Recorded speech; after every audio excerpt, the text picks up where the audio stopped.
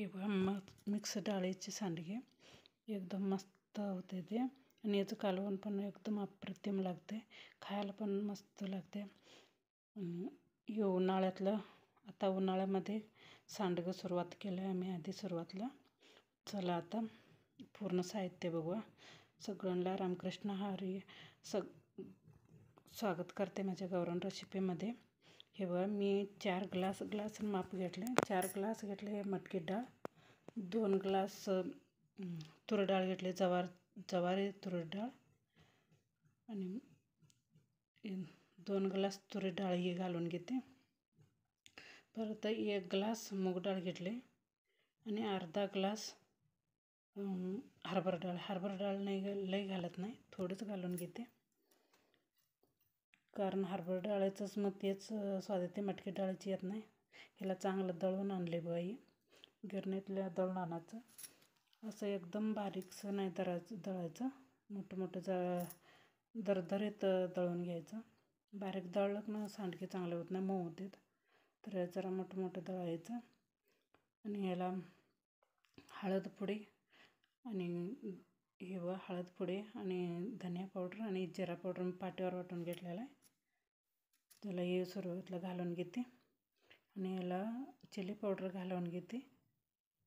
Chilli powder थोडंसं घालायचं, कलरसाठी थोडं घालायचं ते. आणि मी घरात बारीक केलेलं आहे बघा मिक्सरला लावून मिरची, त्याचं पावडर जरा घालून घेते. ते तिखट असतात ना, थोडं घालून घेते. तिखट सांडग्याला जरा तिखट पाहिजे. चिली पावडर का तिखट नसते एवढं, कलरसाठी थोडंसं घातलेलं. थोडंसं चिमटभर हिंग घालते. नंतर खार पावडर घालते, खार मसाला जरा घालून घेते. आणि ह्याच्यात घालते कोथिंबीर घालायचं जरा मी बक्कळच घालून घेते, कारण सांडग्याला चव येते. कोथिंबीर काय नाही होत, पाला काढून घ्यायचा, काडी घ्यायचं ना अजिबात. नंतर बघा पातेसकट वाटलेलं लसूण आहे, हे ओलं पातळ लसूण असलेली मी पाट्यावर बारीक करून घेतलेलं हे घालून घेते. हे तर गावाकडचं असणारला एवढंच फायदा आहे पात्याचं लसणाचं, बाजारला तर काही येत नाही, काय नाही. तर आम्ही गावाकडचं आमच्या रानात नाही असते नाही, ते पात्याचं घालून घेऊन चांगलं मिक्स करून घ्यायचं. त्याच्यात वली पात घातले लसूण घालते ते मी वली पाताचं लसूण घातले, ते चांगलं लागते आणि स्वाद पण मस्त येते आणि सुगंध त्याचा वास पण भरपूर येते, चांगलं येते. म्हणून ते थंड पाण्यानं मळून घेते पीठ सगळं चांगलं मिक्स करून. आणि हे बघा असं घट्टसर मळून घ्यायचं, लय पातळ मळायचं नाही, सांडगं तोडायला नीट येत नाही. आणि घट्ट मळून घेतलं ना ह्याच्यात अजिबात तेलाचा वापर नाही करायचा आणि सांडगं नाही राहत चांगले. आणि ताटाला पण तेल नाही लावायचं. असंच एक ताटभर एवढंच सांडगं घालून धावते मी, तर बाहेर घालणार आहे उन्हाला. आता तोडायचं कसं, सांडगं कसं तोडायचं एवढंच धावते. छोटे तोडायचं असं पातळ, कारण मोठे तोडलाचं तर ते वाळत नाही, ते नीट लगेचच खराब होते. ही खराब होत नाही, ते चांगलं कडक उन्हाला वाळवून घ्यायचं. हे असं छोटे तोडून घ्यायचं, पाण्याचा हात घ्यायचा आणि तोडायचं, चांगलं सोपं जाते. पाण्याचा हाताला पाणी लावलं की बरोबर तोडायला येते. तर हे बघा मस्त येते ते, असं पातळ तोडायचं आणि छोटे असं तोडायचं. हे बघा सगळे असंच घालून घ्यायचं सांडगे. तर मी खाटावर घालून घेतले बघा, साड्यावर पूर्ण घालून घेतले.